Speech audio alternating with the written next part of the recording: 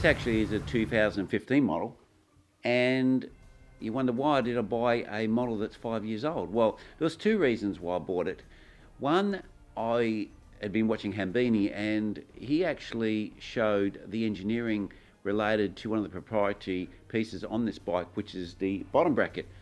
And it actually impressed me quite considerably, because this thing, apart from trying to make these carbon cups that all work, this one uses quite a different technique. It has basically what he does, an aluminium insert that goes right through from one side to the other, and the bearings fit straight into this aluminium piece, so there can be no misalignment, and it's engineered very well. And the crank is actually a one-piece design, so it has no connections or flexing or anything in it. It's just, it can't, because there's no bolts. Very good design. And also the other reason why I bought this bike is because it was heavily discounted. It was about 60% off the price. Okay, let's just go through how I've actually built the bike up, because the bike came as a complete bike, and I've actually changed out quite a few things. So the first thing that I've changed out is obviously the wheels. You can see these are Reynolds Super Deep V tubulars, and they've got Veloflex 23mm on. The wheels came with Mavic Asciums. They've gone. I've actually sold them on already, and got these beautiful carbon wheels. And I'm also running the red Campagnolo brake pads. They're outstanding. They really stop well. They're much better than the Reynolds brake pads. I've had them on my Campagnolo wheels on my Colnago, and they're just fantastic performance.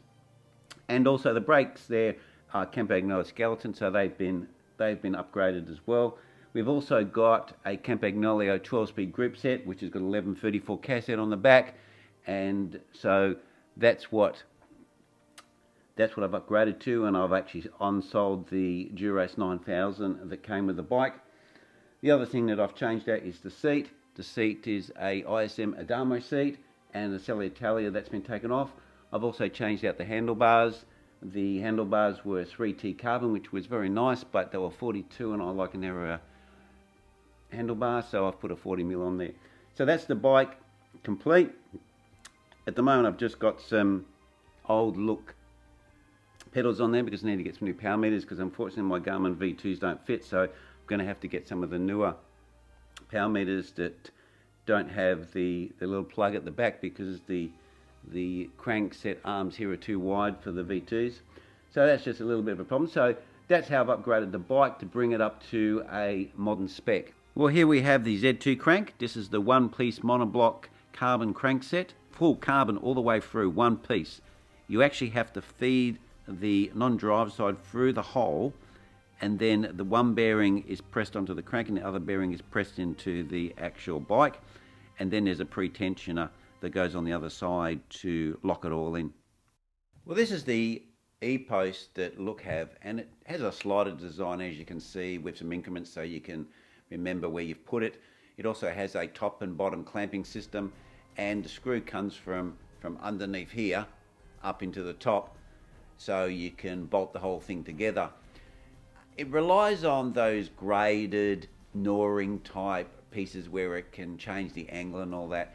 I've had these type of seat posts before. They're a bit of flapping around to get them to stop moving, but you've got to put some Loctite on them and do them up fairly tight. But once you get them sorted, they're fine.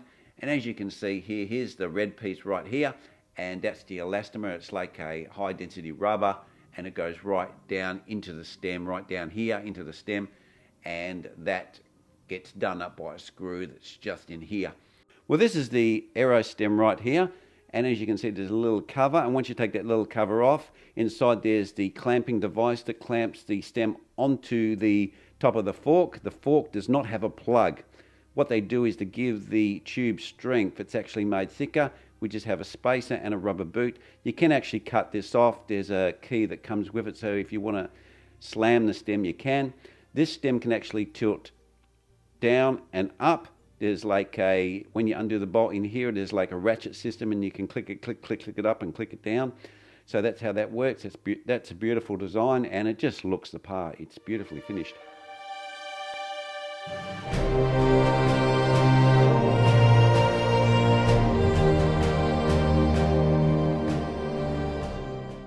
there's a little piece that has LOOK written on it, and all this is just a little cover with magnets, and you can clip that off, and underneath there's 2 screws that have that piece of metal that goes right around the front there and comes up and goes underneath, and they screw in.